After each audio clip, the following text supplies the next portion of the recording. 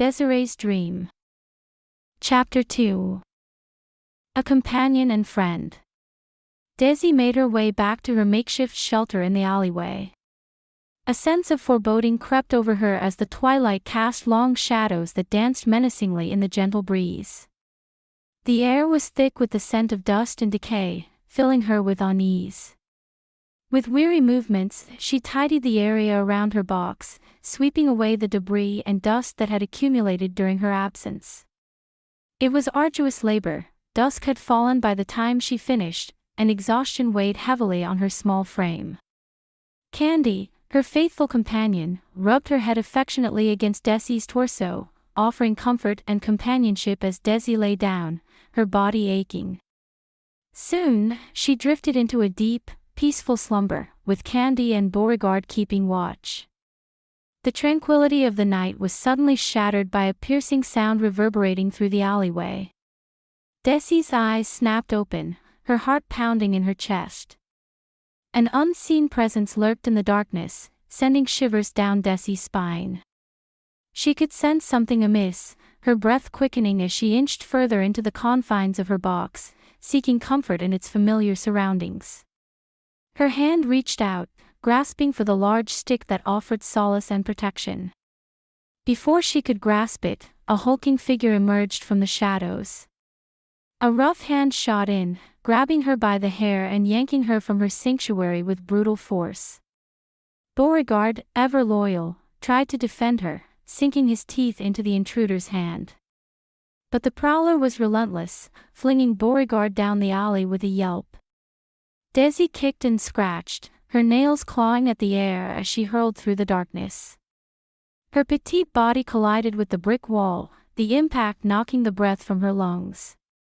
She crumpled to the ground, her bruised and battered form rolling under a nearby wagon, offering a fleeting refuge. Through her haze of pain, she whispered a wish to be a fairy and then surrendered to the comforting darkness that enveloped her. The sinister man went through Desi's box, grabbing what he could and turning to leave, only to kick at the wooden structure, shattering Desi's home. Alerted by the ungodly commotion, Joe rushed to the scene, his wooden peg leg tapping against the cobblestones. Once filled with determination, the veteran's eyes now reflected concern as he witnessed the aftermath. But as he attempted to intervene, the criminal delivered a swift kick, sending Joe's peg leg flying. The crack of wood against bone reverberated, leaving Joe crumpled on the ground, a painful reminder of the intruder's cruelty. As dawn broke, harsh light filled the alley, causing Desi to stir. Every muscle protested as she forced herself to move, emerging from her hiding place with great effort. She returned to her spot, only to find it ravaged.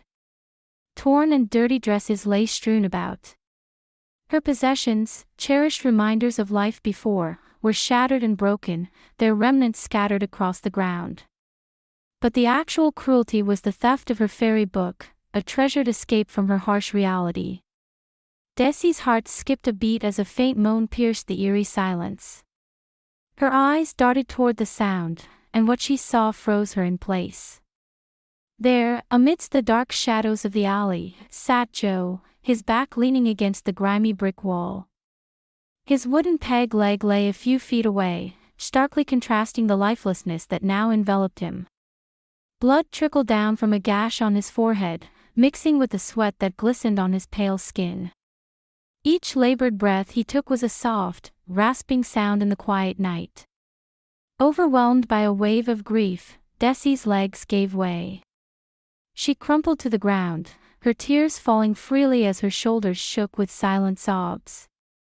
The narrow alley amplified her cries, the sound reverberating off the walls, a haunting lament that seemed to linger. As her tears began to subside, Desi's resolve took their place. She wiped her eyes, knowing she had to stay strong, to take action. It was an effort to get up. She stood and made her way to the alley's entrance, her eyes scanning the deserted street. The moonlight cast an eerie glow, revealing no one in sight. With a deep breath, she turned back towards Joe, only to spot a group of soldiers in the distance, their figures illuminated by the flickering flames from the nearby blast. Hope ignited within her.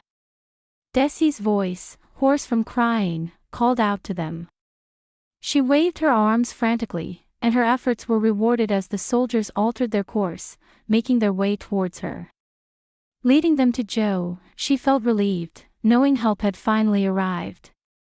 Desi watched as the soldiers carefully lifted Joe onto the wheelbarrow, his body limp, a stark contrast to the vibrant soul she knew.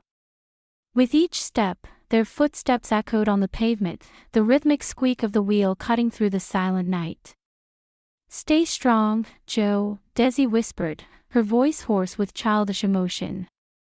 "I'll be here, waiting for you, old friend." Her eyes glistened with unshed tears. The night air carried the scent of smoke and destruction, a stark reminder of the unfolding tragedy.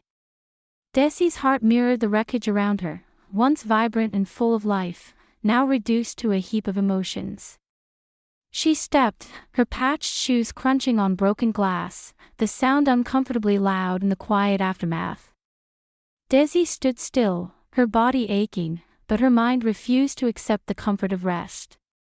The rising moon above bathed the ruined landscape in a silvery glow, transforming the scene into a surreal painting.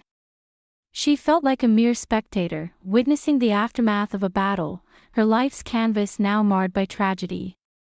Desi's mind kept coming back to Joe, knowing she had only one thing to do. She gathered her things and headed towards the soldier. She walked with purpose, her pets by her side. The Mobile General Hospital, a stately structure with columns reminiscent of a bygone era, was a beacon of hope amidst the devastation. Survivors, their clothes tattered and faces etched with anguish, huddled on the steps of nearby houses, untouched by the blast's wrath. Residents, their kindness shining through the darkness, offered water and first aid, creating a makeshift sanctuary. Desi yearned to rest, to surrender to the fatigue weighing her down, but the thought of Joe kept her moving. The hospital courtyard bustled with activity. Doctors and nurses, in red-stained scrubs, rushed to meet the endless stream of patients. The sound of footsteps and desperate voices filled the air. Desi's loyal companion, Beauregard, trailed behind Desi as she ascended the steps, each one a small victory. Curious as ever, Candy stayed behind, sniffing at the unfamiliar surroundings. Inside, the hospital resembled a chaotic painting, each stroke representing a life in turmoil. Stretchers, draped in white sheets, lined the hallways, some bearing silent witnesses to the tragedy. Desi's heart sank as she realized each sheet concealed a life lost. She navigated this somber procession until she reached a nurse, her steady hand recording the names of the fallen. "Joe Kane," Desi spoke, her voice laced with desperation. "Where can I find him?" The nurse paused, her pen hovering over the paper, and at that moment, Desi held her breath, praying for a sign, a glimmer of hope of finding Joe. The air was tense as Desi stood amidst the chaos, waiting for an answer, the sense of chloroform and sweat lingering in the air. Suddenly, a voice, high-pitched and reminiscent of a cartoon character, pierced the bustling atmosphere. "Bring me my leg and crutch. I demand to leave this place." Desi's curiosity got the better of her, and she spun around. Joe sat on the edge of a worn stretcher, his legs casually swinging over the side as if he owned the place. His initial expression was that of a grizzled warrior, battle-weary and ready to fight, but as their eyes met, a transformation occurred. She darted towards him, her heart racing, and wrapped her arms around his leg with affection and concern. The warmth of his skin contrasted with the coolness of the metal stretcher. Her cheek pressed against his leg, marking it with a crimson streak from the blood that had not yet dried. He gently lifted her chin, his rough fingers surprisingly gentle against her skin, and a smile cracked through his rugged beard. Well, if it isn't my lucky charm. What wind blew you in, my dear lass?" Joe's voice was like a warm blanket, comforting amid chaos. Desi's voice trembled, her words laced with worry. "Joe, it's me, I've been searching for you. Are you injured?" With a tenderness that belied his rough exterior, he assured her, "Fear not, young one. I'm merely eager to leave this place. Fetch my peg leg and my trusty crutch, would you? I yearn to return home once they patch me up." Without hesitation, Desi sprinted with purpose, weaving through the hospital corridors, her footsteps echoing against the wooden floors. The sound of her determined strides filled the air as she embarked on her mission to retrieve Joe's belongings. As the day drew to a close, Desi found herself back in the familiar confines of the alley after fetching Joe's crutch and peg leg. She leaned against the cool brick wall, taking a moment to process the events of the day, her mind filled with the image of Joe's smile and the weight of his leg in her embrace. Exhaustion pulled at her like a heavy blanket, and Desi finally allowed herself to sink to the ground. The ruins of her home surrounded her, the once familiar now foreign and cold. She gazed up at the moon, its pale light offering little comfort, while her world lay in pieces around her. Then, she felt a gentle touch on her face, the dampness of a loving tongue. Loyal and protective, Beauregard hovered over her, concerned eyes gazing at her beloved companion. Desi reached out to pet him, her body aching, a comforting presence amid chaos. But Candy was nowhere to be found, and the dryness of her mouth, coupled with the crust of dirt, sweat, and blood on Desi's skin, prompted her to seek the river. The air was thick with the scent of burned wood as Desi dragged her weary body through the debris-laden streets, each step a battle against the pain that radiated through her limbs. The full moon guided her, reflecting off broken glass and twisted metal. She watched in horror as people dug into the rubble, trying to find survivors. Desi yearned for the river, its calm waters promising relief from the agony that racked her body. As she neared the riverbank, a majestic oak tree came into view, its sprawling branches reaching towards the heavens. This ancient guardian of the river offered shade and sanctuary, a haven in this desolate landscape. Desi's body cried out for rest, and she succumbed to its call, collapsing beneath the tree's protective embrace. Time became an abstract concept as she drifted in and out of consciousness, her thoughts a blur of pain and fatigue. Beauregard, her loyal companion, nestled close, his warm breath soothing her battered body. A sharp pain roused Desi from her slumber. Her vision was hazy, but as she blinked away the fog, she saw an angelic face in the moonlight. Freckles danced across the boy's face, a celestial map of innocence, while his fiery red hair framed eyes that shone with empathy. His warm, genuine smile disarmed her, and she felt an immediate connection, a trust born of shared vulnerability. "Are you all right?" His voice was like a soft breeze, gentle and comforting. Desi's throat was parched, her voice barely a whisper. I think so." Her hand went to her forehead, her fingers brushing against the damp cloth he had placed there. Suspicion clouded her thoughts, a defense mechanism against potential threats. She sat up, the sudden movement causing a jolt of pain. "Who are you? Why are you here?" The boy's eyes, dark pools of sincerity, held her gaze. "Peace, I mean you no harm. I found you, and you needed help." Desi's eyes went to her dirty and torn dress, a testament to her harrowing journey. I don't remember. I think I ran into something." Laughter, a rich, warm sound, filled the air, and the boy's eyes sparkled with amusement. "A horse, perhaps. A rather large one at that." Desi's eyes narrowed, but the boy's expression was open and genuine. He took a step back, his palms raised in surrender. "My apologies, I meant no offense. I'm here to aid you if you'll let me." Intrigue won over caution, and Desi stepped closer, studying the boy. "I am Catherine Desiree." "Desi, to my friends." "What do they call you?"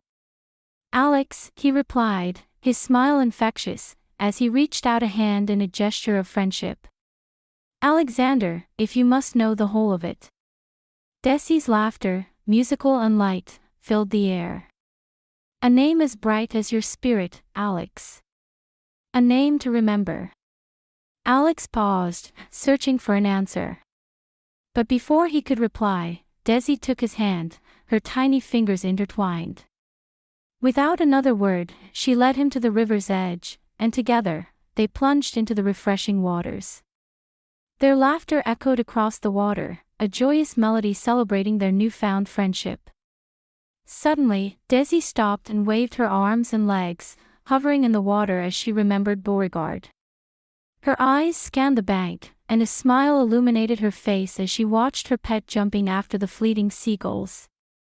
Refreshed, Alex helped Desi up the bulkhead onto the bank. Then, he followed her with the assistance of a mooring rope from a nearby cargo ship. As Alex escorted Desi back to the alley, the late afternoon sun cast mysterious shadows through the debris-strewn streets. The air was thick with the scent of dust carried by the southern breeze. Beauregard, ever vigilant, sniffed and pawed at the ruins, his nose leading him on a silent hunt for sustenance. Desi, illuminated by a hopeful smile, reached for Alex's hand. The touch of her small, calloused palm against his was comforting. Looking up at him, she asked with a mixture of sadness and wonder, "Will this war ever end? I miss my mother and father so much. I wish they were here." Her big blue eyes, filled with sorrow and hope, searched his face for answers. Alex, his heart heavy with shared longing, met her gaze. "I miss my ma and pa, too. I remember the good times in Immobile, the festivals, the trips to Dauphin Island, and the Mardi Gras parades." His voice, roughened by the dust and the weight of memory, trailed off as he recalled the joyous memories of those pre-war days. Then, as if snapping out of a trance, Alex became aware of Desi's slender frame beside him. "Are you hungry?" he asked, concern creasing his brow. Desi's face lit up with eagerness and a hint of hunger as she nodded vigorously. "Yes, I am. But where can we find something to eat?" Instantly, Alex pointed excitedly across the street. Beauregard had struck gold, digging into the remnants of a pastry shop. Crumbled muffins and cakes, their sweet scents now mingling with the dust, were revealed amidst the rubble. Both orphans dashed towards their four-legged companion with a shared cry of delight, narrowly avoiding a wagon of soldiers careening past. The trio wasted no time in satiating their hunger. They meticulously sifted through the debris, extracting treats from their earthly graves. The cakes, though dusty, were still soft and moist, and the muffins, though somewhat stale, were a welcome feast. They devoured the food, licking their fingers clean and relishing every mouthful. With their bellies full, Alex turned his attention to gathering supplies. He located a sturdy burlap sack and began filling it with a scavenger's delight: unbroken eggs, their shells a marvel of nature's engineering, a side of bacon, its fatty strips a promise of savory meals, a jar of hard candy, each piece a miniature work of art, and several bent cans of fruit, their contents no less delicious for the dents. Ever mindful of their circumstances, Desi suddenly cried out, "Stop, Alex. We can't just take all this. It's not right, we're stealing." Alex paused, his intense gaze meeting Desi's confused one. "No, we're not," he replied, his voice steady. "The good Lord said, 'I will help those who help themselves.' And that's what we're doing. We're helping ourselves." Desi's face was a picture of uncertainty as she scratched her head, her tangled curls wild around her face. "Oh," she said, her voice small. "I guess that sounds right." The sounds of other survivors, their voices filled with desperation and hope, began to fill the area. Alex, his sack now heavy with their findings, took his new companion's hand once more, and with Beauregard by their side, they made their way out of the rubble and back towards the alley. Desi's cough, her throat dry from the dusty pastries, prompted Alex to search for water. His keen eyes soon spotted a bent water pump, and he worked the handle until a steady stream of clear liquid flowed into a can he had found. Desi drank deeply, the liquid spilling out of both sides of her mouth, a delight to her parched mouth and throat. The sun bathed the scene in a warm, golden light as they returned to the alley. Desi's friends, a motley crew of survivors, greeted them with smiles and curious stares. Still, in Alex's hand, Desi felt a sense of belonging as she introduced her new friend to her small community. Joe is the only one missing, and Desi starts telling Joe's story. Like on cue, Beauregard started to bark and darted toward the alley entrance. Wagging his tail, he greeted the frail older man hobbling on his crutch and peg leg. His head was wrapped in a bandage, like an Egyptian mummy. Desi followed Beauregard, running up to Joe, almost knocking him down, and hugging him around the waist. Looking out from his bushy eyebrows, Joe scratched his scruffy beard, staring at Alex, wondering who this new person was in their world. It wasn't long before Joe and Alex became a team. Alex sat for hours listening to Joe's stories. Joe, who was not so handy, appreciated Alex's help. Alex became an integral part of Desi's world in the following days and weeks. With Joe's help, they crafted a cozy home for her, turning her wooden box into a haven amidst the wreckage. They built a storage area for her meager possessions and constructed a wash basin, sparing her the arduous journeys to the river. Lastly, they fashioned pine needles into stuffing for a quilt, providing Desi with a real bed, a luxury she hadn't known in years. When Joe departed to find work, Alex built himself a box next to Desi, symbolizing their growing friendship. Together, they worked side by side, infusing their corner of the world with color and life. Their laughter and stories wove a tapestry of hope, and their dreams for a better tomorrow sustained them through the long nights. Unbeknownst to them, their friendship would become a shining example of resilience and a testament to the power of human connection, even in the darkest of times.